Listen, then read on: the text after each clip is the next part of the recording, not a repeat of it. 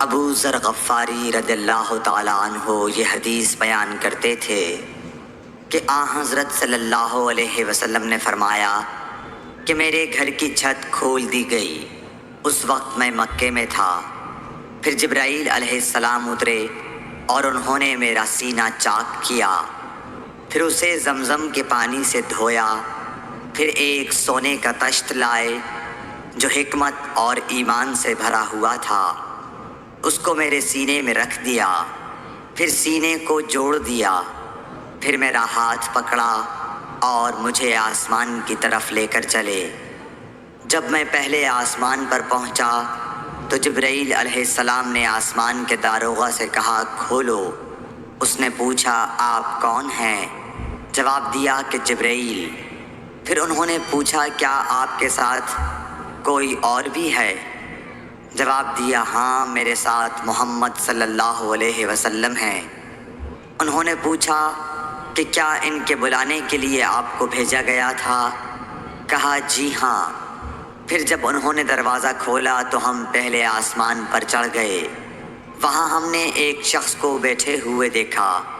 ان کے داہنی طرف کچھ لوگوں کے جھنڈ تھے اور کچھ جھنڈ بائیں طرف تھے۔ جب وہ اپنی داہنی طرف دیکھتے تو مسکراتے اور جب بائیں طرف نظر کرتے تو روتے۔ انہوں نے مجھے دیکھ کر فرمایا آؤ، اچھے آئے ہو، صالح نبی اور صالح بیٹے۔ میں نے جبرائیل علیہ السلام سے پوچھا یہ کون ہیں؟ انہوں نے کہا کہ یہ آدم علیہ السلام ہیں، اور ان کے دائیں بائیں جو جھنڈ ہیں یہ ان کے بیٹوں کی روحیں ہیں۔ جو جھنڈ دائیں طرف ہیں وہ جنتی ہیں، اور بائیں طرف کے جھنڈ دوزخی روحیں ہیں۔ اس لیے جب وہ اپنے دائیں طرف دیکھتے ہیں تو خوشی سے مسکراتے ہیں، اور جب بائیں طرف دیکھتے ہیں تو رنج سے روتے ہیں۔ پھر جبرائیل مجھے لے کر دوسرے آسمان تک پہنچے اور اس کے داروغہ سے کہا کہ کھولو۔ اس آسمان کے داروغہ نے بھی پہلے داروغہ کی طرح پوچھا، پھر کھول دیا۔ حضرت انس رضی اللہ تعالی عنہ نے کہا کہ ابو ذر نے ذکر کیا کہ آپ صلی اللہ علیہ وسلم یعنی نبی صلی اللہ علیہ وسلم نے آسمان پر آدم، ادریس، موسیٰ، عیسیٰ اور ابراہیم علیہ السلام کو موجود پایا، اور ابو ذر نے ہر ایک کا ٹھکانہ نہیں بیان کیا، البتہ اتنا بیان کیا کہ حضور صلی اللہ علیہ وسلم نے حضرت آدم کو پہلے آسمان پر پایا اور حضرت ابراہیم کو چھٹے آسمان پر۔ انس نے بیان کیا کہ جب جبرائیل علیہ السلام نبی کریم صلی اللہ علیہ وسلم کے ساتھ ادریس علیہ السلام پر گزرے تو انہوں نے فرمایا کہ آؤ، اچھے آئے ہو، صالح نبی اور صالح بھائی۔ میں نے پوچھا یہ کون ہیں؟ جواب دیا کہ یہ ادریس علیہ السلام۔ پھر موسیٰ علیہ السلام تک پہنچا۔ انہوں نے فرمایا آؤ، اچھے آئے ہو، صالح نبی اور صالح بھائی۔ میں نے پوچھا یہ کون ہیں؟ جبرائیل نے بتایا کہ یہ موسیٰ ہیں۔ پھر میں عیسیٰ علیہ السلام تک پہنچا۔ انہوں نے کہا آؤ، اچھے آئے ہو، صالح نبی اور صالح بھائی۔ میں نے پوچھا یہ کون ہیں؟ جبرائیل علیہ السلام نے بتایا کہ یہ عیسیٰ ہیں۔ پھر میں ابراہیم علیہ السلام تک پہنچا۔ انہوں نے فرمایا آؤ، اچھے آئے ہو، صالح نبی اور صالح بیٹے۔ میں نے پوچھا یہ کون ہیں؟ جبرائیل علیہ السلام نے بتایا کہ یہ حضرت ابراہیم علیہ السلام ہیں۔ ابن شہاب نے کہا کہ مجھے ابو بکر بن حزم نے خبر دی کہ عبداللہ بن عباس اور ابو حبا الانصاری رضی اللہ عنہم کہا کرتے تھے کہ نبی کریم صلی اللہ علیہ وسلم نے فرمایا، پھر مجھے جبرائیل لے کر چڑھے۔ اب میں اس بلند مقام تک پہنچ گیا جہاں میں نے قلم کی آواز سنی جو لکھنے والے فرشتوں کے قلموں کی آواز تھی۔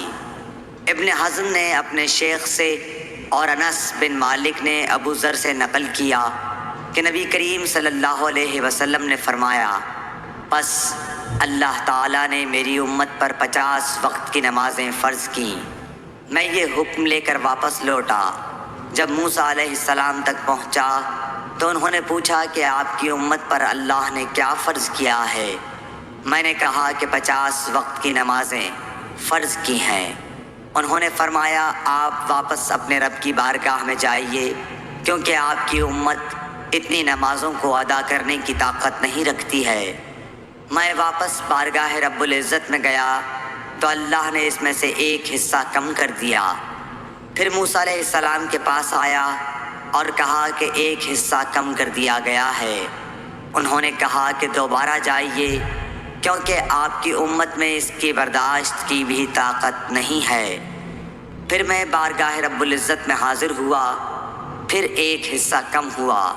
جب موسیٰ کے پاس پہنچا تو انہوں نے فرمایا کہ اپنے رب کی بارگاہ میں پھر جائیے، کیونکہ آپ کی امت اس کو بھی برداشت نہ کر سکے گی۔ پھر میں بار بار آیا گیا، بس اللہ تعالیٰ نے فرمایا کہ یہ نمازیں عمل میں 5 ہیں اور ثواب میں 50 کے برابر ہیں، میری بات بدلی نہیں جاتی۔ اب میں موسیٰ کے پاس آیا تو انہوں نے پھر کہا کہ اپنے رب کے پاس جاؤ، لیکن میں نے کہا کہ مجھے اپنے رب سے شرم آتی ہے۔ پھر جبرائیل مجھے سدرۃ المنتہا تک لے گئے، جسے کئی طرح کے رنگوں نے ڈھانک رکھا تھا، جن کے متعلق مجھے معلوم نہیں ہوا کہ وہ کیا ہیں۔ اب کے بعد مجھے جنت میں لے جایا گیا۔ میں نے دیکھا کہ اس میں موتیوں کے ہار ہیں اور اس کی مٹی مشک کی ہے۔ حضرت عائشہ صدیقہ رضی اللہ تعالیٰ عنہ نے فرمایا کہ اللہ تعالیٰ نے پہلے نماز میں 2 رکعت فرض کی تھی، سفر میں بھی اور اقامت کی حالت میں بھی۔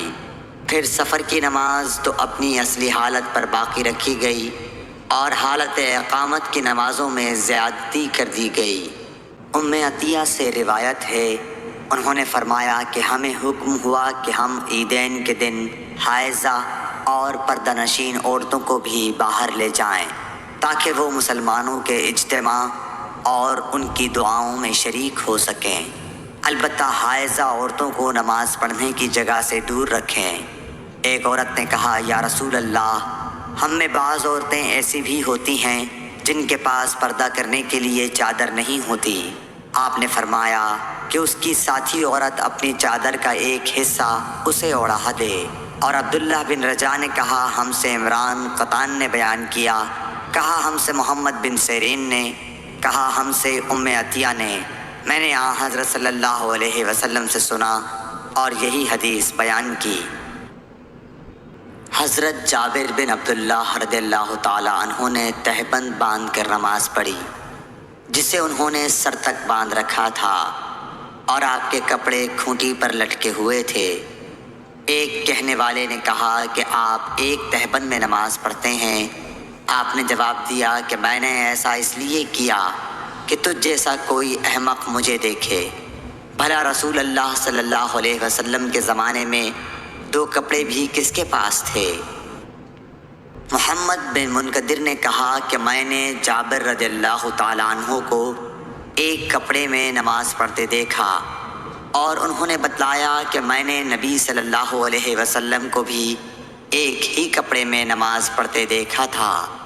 عمر بن ابی سلمہ سے روایت ہے کہ نبی کریم صلی اللہ علیہ وسلم نے ایک کپڑے میں نماز پڑھی اور آپ نے کپڑے کے دونوں کناروں کو مخالف طرف کے کندھے پر ڈال لیا۔ عمر بن ابی سلمہ سے روایت ہے کہ نبی کریم صلی اللہ علیہ وسلم کو ام سلمہ کے گھر میں ایک کپڑے میں نماز پڑھتے دیکھا۔ کپڑے کے دونوں کناروں کو آپ نے دونوں کندھوں پر ڈال رکھا تھا۔